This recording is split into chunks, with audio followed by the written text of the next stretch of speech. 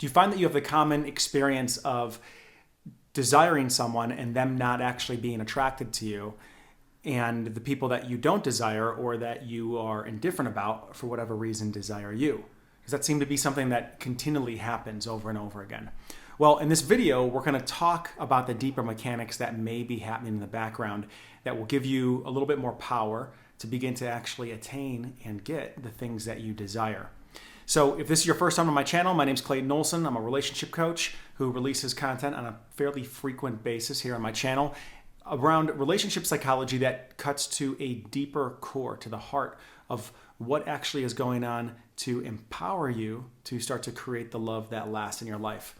Hey, and real quick, before we get into the meat and potatoes of this video, if you are a single woman wanting to attract a high quality man, my teaching partner, Jack Butler, and I are putting on a free masterclass called The 3 Keys to Attract and Keep a High Quality Man. The link to register is right here below this video in the description. Make sure to check it out. So we can talk about this dynamic on the surface. Why is it that the people that you desire don't actually want you and the people that you are indifferent about do desire you? Well, we could say, okay, maybe it's looks, maybe it's age, maybe it's about compatibility. But I think that's a bit of a cop-out. I think if we stay on that surface level, we're just closing that chapter and we're dismissing something that I think is pointing to a really fascinating phenomena that happens to many people when they desire something. And that phenomena that I'm pointing to or wanted to talk about in this video is that you may have a strategy in your life that when you want something, there's a deep belief that you must distort yourself in order to get it. That when you want something, you have to distort who you are and how you show up in order to be deserving of that thing, or in order for that thing to react or want you or accept you. This is a strategy that often takes place in childhood, where maybe we've been rewarded for being a good girl or a good boy and punished or abandoned when we are anything other than one side of our personality. So we believe that there is a certain way that we need to show up that is not true to ourselves in order to get love and acceptance. What happens is we forget about this programming that gets started at a very young age, and then we take it out into the dating world, we take it out into the relationship world, and next thing you know, we are creating this mechanical transaction that happens repeatedly over and over again, and we're like, why the hell is this continually happening? So think about it for a moment. If you've been in this situation before, you like somebody, and now maybe you notice your consciousness go over there, and you're other referencing, you're over in their experience, trying to become who you think they want you to be so that you can be accepted by them. Notice if that feels familiar. And then notice how you don't do that with people that are that you're indifferent about, who end up wanting you.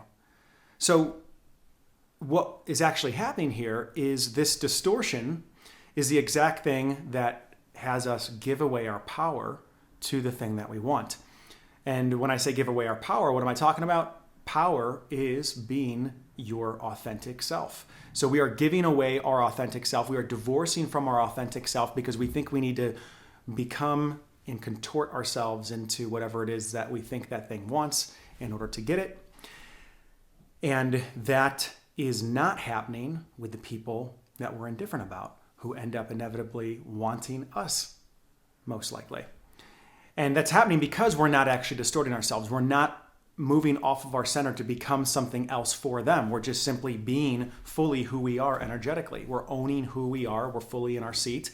And we're not making a calculation inside of our mind about whether we deserve that person or not. We know that we're fully intact there. And of course we deserve a relationship with them if we wanted. But for the other person, at the core, we're actually not feeling that our authentic self is deserving of that relationship with that person. And so that's what creates the distortion within us that has us separate from being ourselves and has us into this showing up almost like a shell of who we are in front of that person. You've probably experienced this in dating. You're around somebody that you really desire, and suddenly you find yourself not acting like yourself at all. And it's because there's something deep down that feels that we're not good enough to be able to just be ourselves with that person. So how do we get out of this cycle if we're finding ourselves continually repeating this same almost mechanistic transaction over and over again, right? We want something, we don't feel deserving of it secretly, we go over there, we imagine what we think they want, we become that, we leave ourselves behind, and next thing you know, we're not operating from a place of power. How do we stop that altogether? Well, the way to stop that is to maneuver into a place of detachment. Detachment from the thing that we are desiring. And Eastern philosophy talks about this in great depth and length around detaching from what we desire and bringing some of that, just at the tip of the iceberg of some of that, into this conversation, into a very real world scenario around dating. And how do we apply that? So what I've used in the past, what I've noticed that I've used that has worked, and what I've used with clients that I've worked with, is in order to move into a place of detachment, the maneuver to make is to move into a place of, there's two steps. One is to move into a place of curiosity, and the other is to confront any fantasy we may be projecting onto that thing that we desire about what it will or will not do for us. Because when we're distorting, we are projecting some type of fantasy usually onto that person of, oh, if I was to be with this person, suddenly it would be like this, or this is what this person represents to me, which has me end up creating this distortion. So first, are you actually in relationship with the person, or are you in relationship with the fantasy of who you want them to be, of who you think they are based on how they look or how they're showing up currently? Because the truth is, you don't actually know who that person is most likely. Most likely you have an idea of who they are, and then you filled in the gaps and made them into somebody that they're not. You're not actually in touch with the humanity of who they are.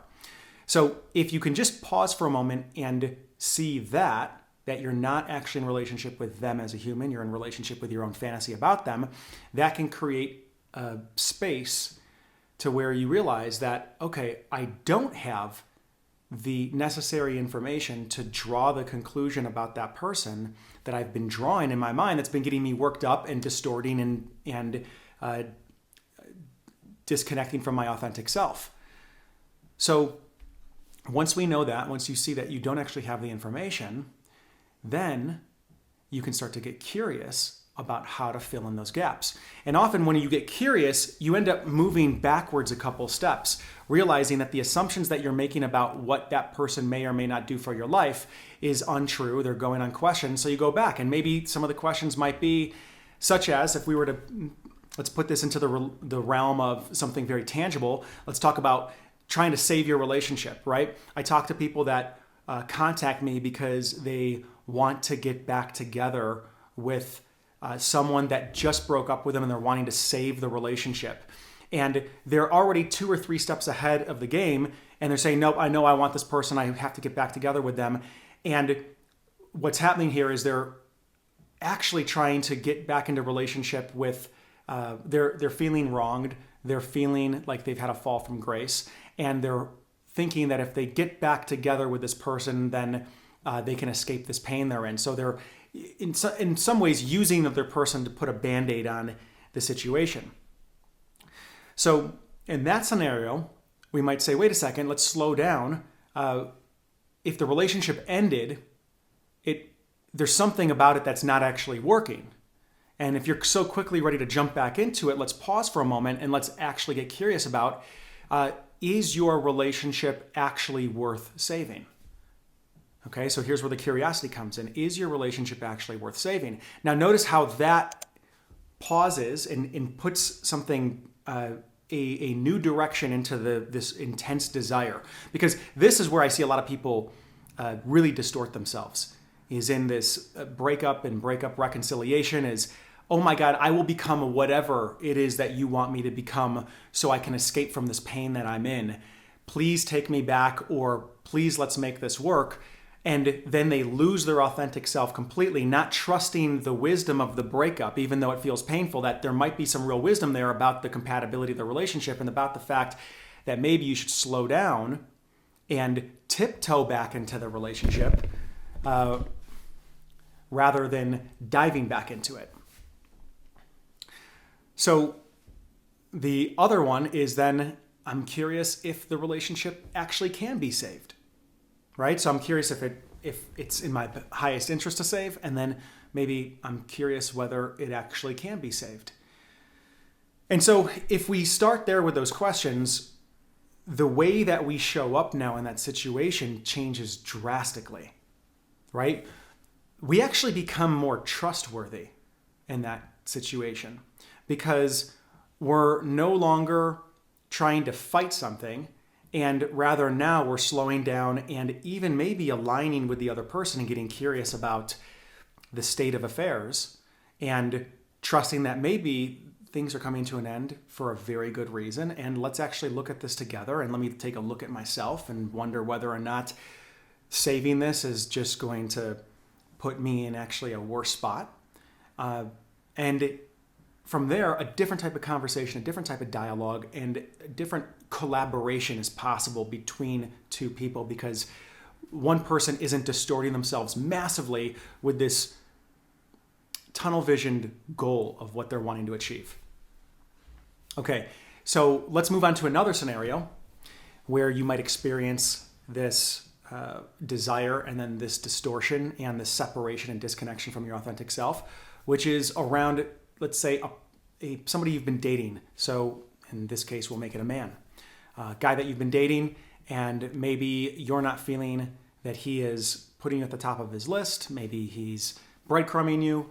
Perhaps there is a way that he's orienting towards you where you feel like you're investing a bunch more than he is.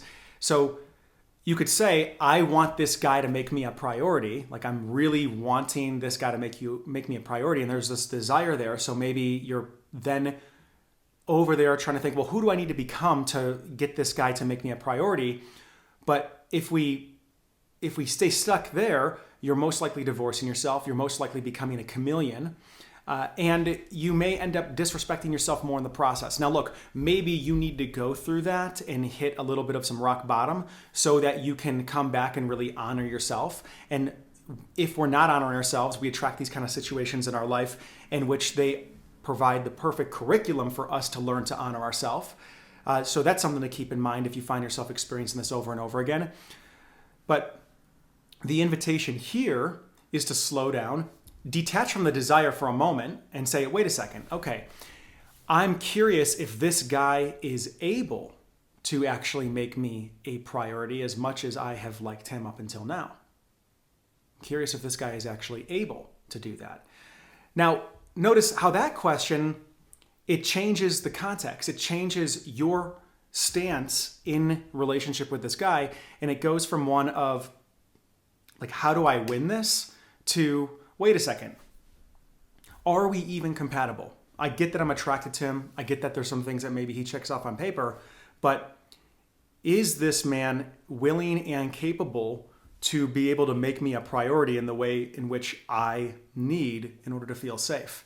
So that curiosity then has us having different types of dialogue with the person in front of us. It has us maybe give permission to ourselves to relax into the situation and realize that maybe we're dodging a bullet if this is some of the information that's coming out, that we don't want to get into a relationship or chase somebody down that doesn't have the capacity or doesn't have the constitution to be in a relationship the way that we need them to be.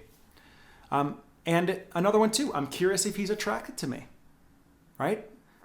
Do you want to be in a relationship with a man that's not attracted to you? I would say that is a recipe for disaster. Just like you wouldn't want to be in a relationship with a man that you're not attracted to. So just slowing down there, we're looking at these different compatibility factors then, and it does take presence. It does take some courage to ask these questions, but it's a way to step back from the desire that is ultimately creating some type of distortion within you that has you leave your authentic self behind. Now, when you are able to accomplish this, when you are able to bring more curiosity and take a step back and pause and look at this from a wider, broader view, this is how you then return to your authenticity. Because as you let go of this burning desire, you can suddenly come back to yourself, which means your needs, the way that you're feeling, your ability to be rooted in who you are, to be charming, to see things through a sober lens, your ability to be resourceful, they all start to come back online. And that is going to be the greatest asset that you have to navigate the situation. Whether it's a difficult conversation, whether it's going back out on a date and being able to flirt and have fun, coming back and bringing you to the table and being detached from the desire.